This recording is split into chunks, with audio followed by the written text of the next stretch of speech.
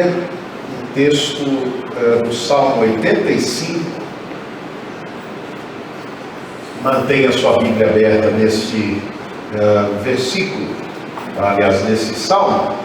Nós vamos trabalhar por alguns minutos esse importante salmo das Escrituras, e que nos fala de um momento muito especial na história do povo de Deus.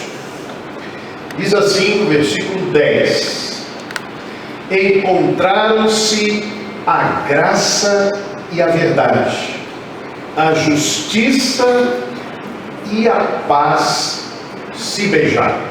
Vamos repetir juntos? Encontraram-se a graça e a verdade, a justiça e a paz se beijaram. Belíssima expressão poética neste salmo.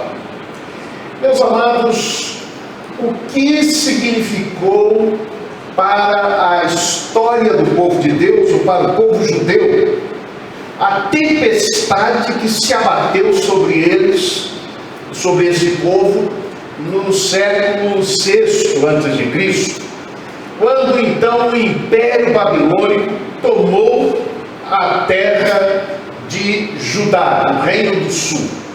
Destruiu a cidade de Jerusalém, destruiu o templo, os muros, e levou cativos muitos dentre o povo. Não todos, ficaram na terra apenas os mais idosos, aqueles que tinham necessidades especiais. Esta era a forma que a Babilônia tinha para destruir completamente uma nação. Vocês podem imaginar o que isso significou: a morte de crianças, de pais de crianças, crianças que se tornaram órfãos. O que isso significou na história do povo de Israel, do povo judeu. Ora, pensando inclusive nos seus aspectos espirituais, como eles encararam tudo isso. E podemos refletir e pensar o que significou após 50 anos, mais de 50 anos de exílio na Babilônia, o retorno deste povo à sua terra. Podemos imaginar, e lembramos aqui um outro salmo que trata exatamente desse período do retorno, que é o Salmo 126. Quem é que se lembra o que diz o Salmo 126, verso 1? Quando o Senhor trouxe do exílio os seus cativos, você mais diz? Então, estávamos aqui sonhando, então a nossa boca se encheu de riso, de alegria, tá? Então entre as nações se dizia: grandes coisas fez o Senhor por estes. De fato, grandes coisas fez o Senhor por nós, e por isso estamos alegres. Tá? E aí continua: fazem regressar os cativos, Senhor, como as águas do Negev, e assim por diante. Este salmo também reflete isto. Notem o versículo 1: favoreceste, Senhor, a tua terra, restauraste a prosperidade de Jacó, perdoaste a iniquidade do teu povo, encobriste os seus pecados todos. Então este salmo também reflete este retorno daquela tempestade terrível. Isto é, este salmo canta a bonança que agora eles experimentavam. E naturalmente este salmo traz uma lição preciosa para o povo de Deus sobre tempestades e calmarias, como devemos enfrentar estas coisas. Vejam, irmãos, que a experiência do retorno, da volta do cativeiro, do exílio, a bonança, ela é descrita em termos poéticos: encontraram-se a graça e a verdade, a justiça e a paz se beijaram. É assim que descreve o salmista esta experiência da volta do cativeiro, do fim da tempestade. Algumas coisas que precisamos aqui destacar destas expressões que aparecem: graça, verdade, justiça e paz. Graça aqui é o hebraico hesed, significa também misericórdia, benignidade. Falamos sobre esta expressão aqui quando falamos sobre Deus é bom o tempo todo, pregamos sobre isso e cantamos sobre isso. Esta misericórdia e benignidade é semelhante àquele termo do Novo Testamento, caris, graça, que significa favor imerecido da parte de Deus. Eu preciso, mas não mereço. Essa é a ideia no conceito da misericórdia e da graça de Deus. O segundo conceito é verdade, como aparece aqui em nosso texto. A verdade traduz o termo hebraico emet, cuja raiz significa firme, seguro, confiável, certamente. Algumas vezes aparece assim, e daí o sentido posterior que foi verdade, né? Alguma coisa que é firme, segura, né? É interessante porque a mesma raiz desta palavra emet é a raiz da palavra amém, do hebraico, amém, que significa, o que significa amém? Assim seja. O hebreu usava esta expressão amém, firme, certo, para indicar que ele aceita como autêntico o que é colocado diante dele, à sua frente. Interessante que a Bíblia diz, no livro de Isaías, Deus é chamado o Deus do amém, o Deus da verdade. Esse termo, portanto, é utilizado aqui. Penso eu que muito mais do que verdade, ele tem um sentido de firme, seguro. Notem, o que o texto está dizendo é que a volta do cativeiro, o fim da tempestade, significava a manifestação da graça, ou o encontro da graça com a firmeza. É como se dissesse que, diante daquilo que Deus tinha realizado na história do povo de Deus, ao trazê-los do cativeiro, ao dar-lhes a bênção da bonança depois da tempestade, eles pudessem todos dizer amém. Amém? Amém. Amém. Elas se encontraram, a graça e a verdade. Aquilo que Deus estava fazendo era verdade, era firme, era seguro, porque vindo da parte de Deus. Outro termo é a justiça, do hebraico tzedek, que significa o que é certo, o que é normal. Aparece muitas vezes na Bíblia, por exemplo, em Deuteronômio, vai aparecer sobre os pesos justos. Isto é, o peso que se colocava numa balança, ele precisava ser justo, ou seja, ele precisava representar exatamente aquilo que estava marcado. Este peso pesa 1 quilo, ele tinha que pesar exatamente 1 quilo. Ele era um peso justo. E a palavra paz, que é a palavra shalom, a nossa palavra shalom, já muito conhecida, que vem do verbo, aliás, shalom nós traduzimos normalmente como paz, né? Mas você vai notar que muitas vezes na sua Bíblia a palavra paz vai sair assim traduzida: paz perfeita, ou paz e prosperidade, porque a palavra shalom é muito mais do que apenas ausência de conflitos, por exemplo, como a ideia da paz. Ela significa, claro, paz, isto é, paz comigo mesmo, paz interior, paz com o meu semelhante, mas sobretudo paz com Deus. Shalom é isso, Ele é usado até hoje como saudação entre o povo judeu. Se você for a Israel, você vai usar muito essa expressão, Shalom, Shalom Adonai, como eles usam até hoje. Mas é interessante o verbo de onde vem a palavra, o substantivo Shalom. É o verbo Shalem, que significa ter o suficiente. Ter o suficiente. Então notem o que está sendo dito aqui.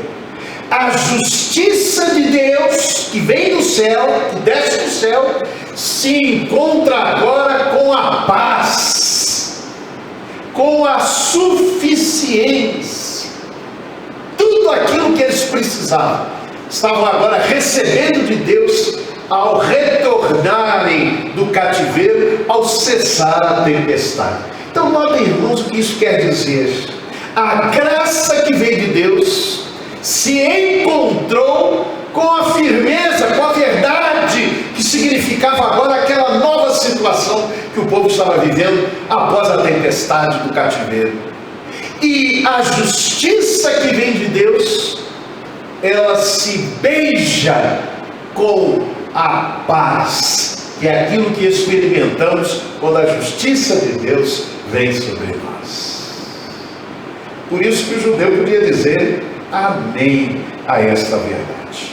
A pergunta que me fiz ao examinar este salmo é esta: quando graça e verdade se encontram, quando justiça e paz se beijam, na nossa experiência pessoal, o salmo nos responde esta pergunta. Em primeiro lugar, quando a terra se apropria da proximidade do céu. Notem, irmãos, o versículo de número 9. Lemos assim: próxima está a sua salvação dos que o temem, para que a glória habite em nossa terra. Próxima está a sua salvação dos que o temem, para que a glória habite em nossa terra. Meus amados irmãos, a expressão hebraica para próximo, ela tem três significados muito interessantes. O primeiro significado é referindo-se a lugar próximo. O que o salmista está dizendo é que com o fim da tempestade, com o encontro da graça e da verdade, da justiça e da paz, estas coisas significavam a habitação da glória de Deus e a proximidade da salvação do povo de Deus, daqueles que agora experimentavam. A um passo só, muito próximo, no sentido de lugar. Mas este próximo também tem um sentido de referência a tempo. Próxima está a salvação, no sentido de que o tempo da libertação, do fim do cativeiro, estava próximo e agora se realizava. É interessante porque este salmo, como eu disse, canta esta experiência do fim do cativeiro e é celebrado costumeiramente para nos lembrar em todas as nossas angústias e tempestades que próxima está a salvação de Deus. Aqueles que temem podem ter essa certeza. Próxima está a salvação. Não apenas a um passo só, mas também próxima no sentido de tempo. Isso é curioso quando a gente imagina que o povo de Israel passou 50 anos, pelo menos, no cativeiro. Verdade que pelo menos duas passagens bíblicas falam de 70 anos de cativeiro da Babilônia. Mas estas expressões, nós sabemos, os números são normalmente simbólicos. Eles podem ter um sentido de proximidade, no sentido de tempo próximo, abreviado. Mas é mais do que 50 anos, certamente. Vocês podem imaginar esta palavra vindo agora àquele povo depois do fim do cativeiro ao dizer: próxima está a salvação. Mas durou 50 anos. Meus amados irmãos, é isso que nos dá esperança. É saber que está a um passo de nós e que está próxima à salvação. Creia nisso quando passar por tempestades. Lembre-se disso. A tempestade vai passar. Perto está a salvação. Amém? E o terceiro significado desse próximo é referindo-se a um relacionamento pessoal. Fulano de tal é meu próximo, como se dizia também no contexto semita, como se diz no nosso. Ou seja, há uma proximidade pessoal, de relacionamento pessoal. Aqueles que temem a Deus têm esse relacionamento pessoal, próximo do Senhor, e por isso podem experimentar. Meus amados irmãos, a salvação está perto de nós quando a glória de Deus habita em nossa terra. É o que diz o texto. Próxima está a sua salvação dos que o temem, para que a glória habite em nossa terra. É aí que a salvação está próxima, quando ela habita em nossa terra. Interessante, a palavra para habitar aqui tem um significado de habitação perene, permanente. Não é apenas uma morada passageira, como já estudamos recentemente, mas a glória de Deus habitando no nosso lar, no nosso trabalho, na nossa vida pessoal. Meus amados irmãos, esta glória de Deus, que é não outra senão a própria presença de Deus entre nós, em nosso lar, em nossa casa, em nossa vida, significa esta proximidade da salvação. A glória de Deus habitar entre nós de forma permanente, nós experimentaremos com certeza esta salvação. A salvação de Deus está próxima, topográfica, temporal e relacionalmente, daqueles que temem a Deus. A segunda verdade é: quando a graça e verdade se encontram, justiça e paz se beijam. Quando a terra ouve o que o Senhor disser.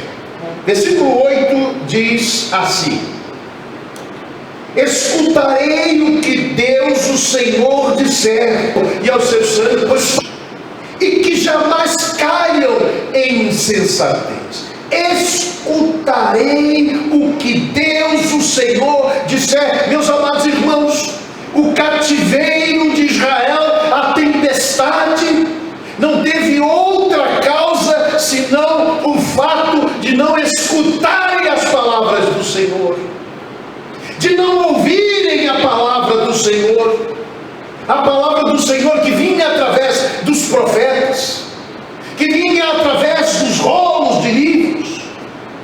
Esta palavra não foi ouvida. Em muitos momentos da história de Israel foi perdida. Pois bem, quando a terra ouve o que o Senhor tem a dizer, e ouvir aqui tem um sentido muito profundo, não é apenas um mero ouvir com os ouvidos, significa, sobretudo, seguir esta mesma palavra.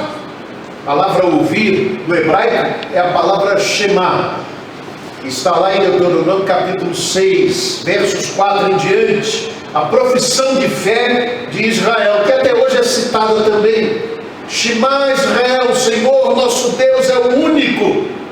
Amarás, pois, ao Senhor teu Deus de todo o teu coração, de toda a tua alma e de todo o teu entendimento. E estas palavras que hoje te digo estarão no teu coração, na tua casa. Interessante quando a gente vai ali visitar o Muro das Lamentações lá em Jerusalém. A gente vê aqueles judeus ortodoxos com pequenas caixas pretas colocadas aqui na testa, outros aqui debaixo do braço, e se encurvando diante do muro das lamentações ali por horas, muitos deles com a Torá aberta, com o Pentateuco aberto, com os 5 livros da lei abertos e lendo. Eles imaginam que o que está dito em Deuteronômio pode ser demonstrado através destas caixinhas onde estão pequenos textos da lei. Mas de fato o que o texto nos diz é que estas palavras precisam ser ouvidas, isto é, seguidas. Elas precisam ser a nossa profissão de fé. Isto quer dizer na prática. Não é só para ser ouvida com os ouvidos, mas é para ser praticada. Pois a graça e a verdade se encontram. A justiça e a paz se beijam. Quando, meus amados irmãos, o povo de Deus ouve a palavra do Senhor, ouve o que o Senhor tem a dizer, pratica, vive, experimenta o seu próprio viver, o fruto desta palavra poderosa. Terceira verdade deste texto, deste salmo: quando graça e verdade se encontram, quando justiça e paz se beijam, quando a terra é responsiva às iniciativas do céu. Interessante que esse salmo diz que a justiça brota do céu. Vejam o que diz o versículo de número 12: também o Senhor dará o que é bom, e a nossa terra produzirá o seu fruto. Meus amados irmãos, o que este salmo reflete é a separação entre Deus e o povo de Deus, que representou a causa daquela tempestade que se abateu sobre eles. Portanto, havia uma separação. Isaías fala sobre isso. Os vossos pecados fazem separação entre vós e o vosso Deus, para que não vos ouça. Então essa separação estava ali. E agora o que o texto fala, este reencontro, quando graça e verdade se encontram, quando justiça e paz se beijam, se abraçam, é um reencontro entre céu e terra, entre Deus e o homem. Notem que há um responso àquilo que desce do céu. O texto diz assim: da terra, versículo 11, notem, da terra brota a verdade, dos céus a justiça baixa o seu olhar.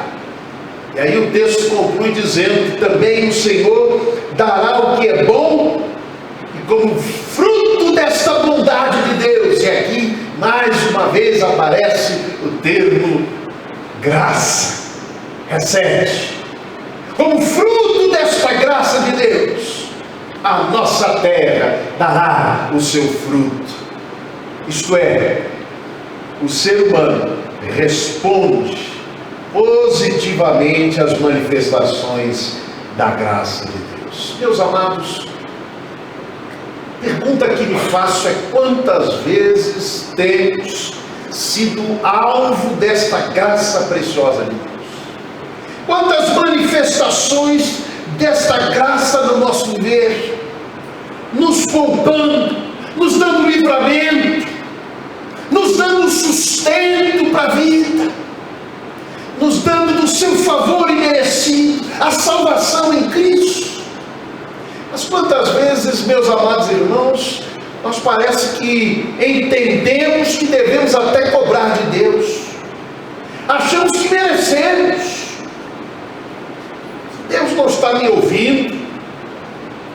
Meus amados irmãos, ouvir de Deus é sempre graça imerecida, é favor imerecido.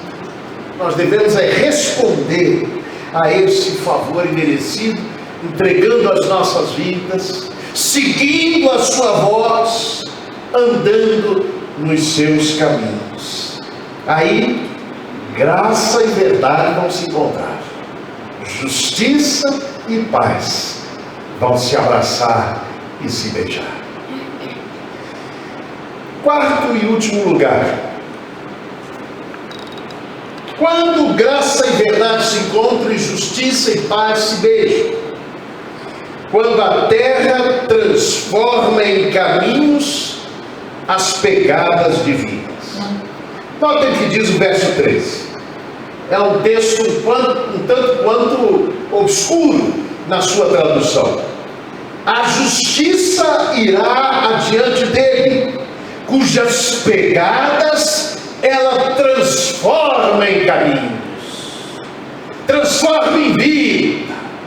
Meus amados irmãos, esta justiça de fazer o que é certo, ela vem nos passos da graça. Na medida em que Deus vai mostrando o seu caminho de graça com suas pegadas, nós devemos ali construir o caminho para a nossa vida.